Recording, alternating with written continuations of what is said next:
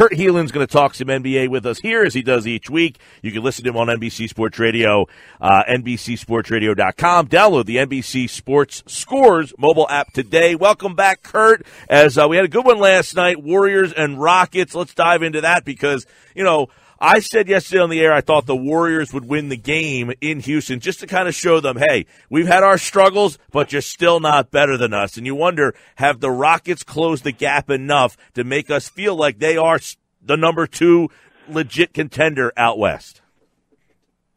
They have certainly played that way of late, and I think they did last night. I think, look, it was a 2-point game. They made some runs, but I think they also saw where the deficiencies were. And by the way, Kevin Durant didn't play. Like, the Warriors have another gear beyond the one they showed last night. But what they showed last night was, hey, we've got another way we can beat you guys. We can get the ball to DeMarcus Cousins and let him bully you a little, pass out, and he's such a good passer and just opens, guys were cutting. He's finding every, heck, he found Steph Curry sitting on the bench. He found all these guys with his passes, but it just opened everything up, and it's another weapon in Steve Kerr's toolbox going into the playoffs. Yeah, no Durant last night. You mentioned DeMarcus Cousins. And, it's interesting when you watch the Warriors because here locally, we have the Sixers with all of their weapons. And it seems at times Brett Brown, doesn't exploit the weakness sometimes. Like, hey, you got something going here. It feels like he's always trying to figure out a way to get guys touches, where the Warriors don't seem to have that problem. It's like, hey, if you got the hot hand tonight, Steph Curry, hey, Klay Thompson, you got the guy. I wonder if the Sixers should implore more of what the Warriors do. Not that they have the Warriors' talent, but they do have 5 guys that could probably be the guy on any given night. You know what I mean?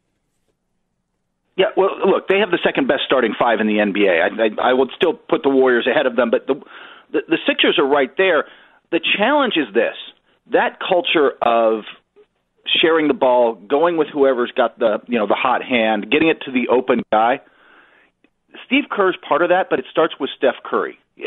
Whoever, if Joel Embiid and I guess Jimmy Butler are kind of 2 biggest alphas in that room, they have to set that tone.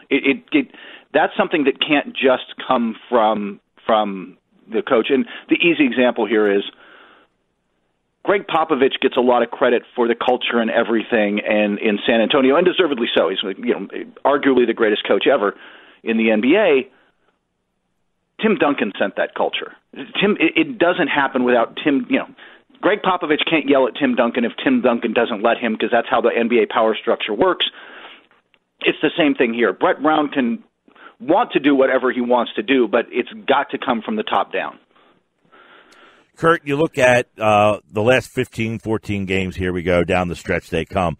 I want to get your thoughts on where the Celtics are at this point, because they won the game at Golden State, they won the game at Sacramento, they got blown out against the Clippers. Should we take any pause, or do we think that, all right, these last 15 games, almost like LeBron, it's playoff time, it's go time for the Celtics? Do we see them kind of morphing right now into that playoff mode team? Yeah, first off, don't read much into the loss to the Clippers, only because it was the last game of a road trip is often a letdown for teams, and they just spent 5 days in L.A. They had the Los Angeles flu, and they'd enjoyed their time in Los Angeles a little bit, and they were kind of they caught up with them. So and plus, by the way, Clippers are hard to play against. The Clippers are just gritty and tough, and they're like one of the there's boxers and MMA guys who I can beat them, but I never, you look bad fighting them. That's the Clippers. So aside that, I think they're back, like you said. I think they're back closer to being what they want to be. Kyrie's sharing the ball. Guys aren't fighting about touches as much. They seem, Al Horford's moving better again. They seem like they're back on the same page. And for me, the bellwether for them is starting to become Gordon Hayward, right? When the nights Gordon Hayward gets them 10, 15 off the bench, they are much more dangerous than the nights he's just floating around. Yeah, and flip side of that, the Celtics' young stars seem to be settling in right now. You got Philly who's cramming. Brett Brown keeps saying it. We're cramming. We're trying to get it in. And then, you saw them with the impressive win against the Pacers, and then they look kind of sloppy against the Cavs. Do you have, Kurt Helin, a definition of who the Sixers are with this new roster at this time? Or is Brett Brown right? We're cramming, and we still have more to cram. They got more to cram. They're still trying to figure that out a little bit. I think they're getting closer, especially with Embiid back. That obviously, and you saw that in the Pacers game. That just changes who they are. The weird the Cavaliers game, I should say. That's just. I think you see this from a few teams right now.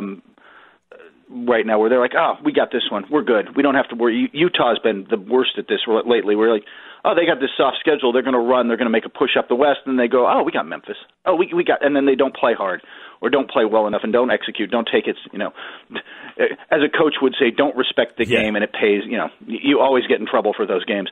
I think they're still trying to figure it out, but I think they're getting closer.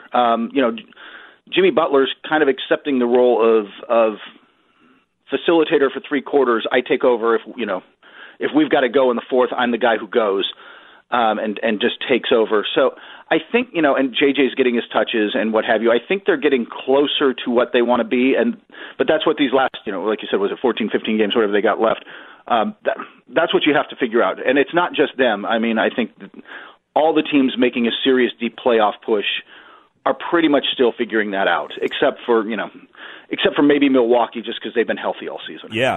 I think something that we forget sometimes about the Sixers, they have Tobias now, they have Butler now, but their 2 top players are still very young kids. And when you look around, Kurt, from top to bottom, the top 8 teams in both conferences, I don't know another team that their top 2 players are 22 and 23 years old. Most of them are led by someone who has been there before. So the Sixers, frustratingly enough, still make a lot of mistakes because we forget Ben is 22 and Joel is 23 or 23 and 24, whatever they are.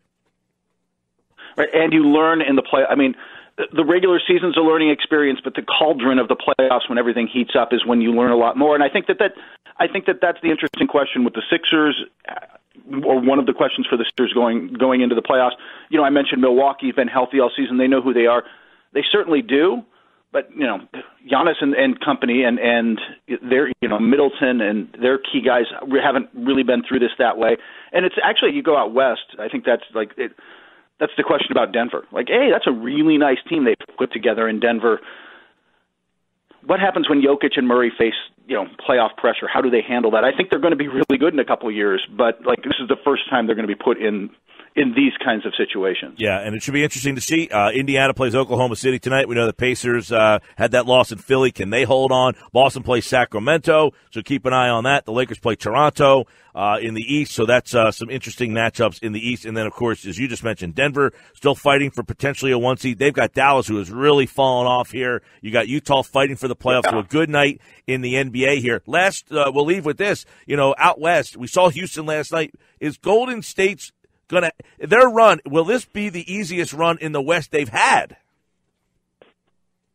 It might be. I think that not only do they have more depth and versatility, or I shouldn't say more depth because I don't think their bench is that, but they have enough versatility. Every other year they've had real challengers, and Houston last year being the most obvious, easy example. I mean, that Houston coulda, shoulda, woulda that 7-game series. That's not the case this year. I think that what we saw with them last night, what we saw against Denver, is that they just have gears that they can hit right now, and they know it, which is the real problem. They don't flip it. They don't flip the switch every night, but when it matters, they will. And it could be the last we see of Kevin Durant in a Golden State uniform. It's starting to feel more and more like will that. Be, I think. Will be, says Kurt Helin. Kurt Helin, listen to him on NBC. Go ahead. No, I was going to say, I'm not saying that it's a little bit sourced, but I'm not. I'm just saying if you talk to people around the league, that's moved from it might happen to I don't know anybody that really expects him to stay. Wow, interesting. Should be a great offseason, but the playoffs are coming. Kurt Helin, NBC Sports Radio, listed at NBCSportsRadio.com. Download the NBC Sports Scores mobile app today. Kurt, we'll talk to you next week, pal. Take care. All right, that is Kurt Helin here on the Boardwalk Honda Hotline.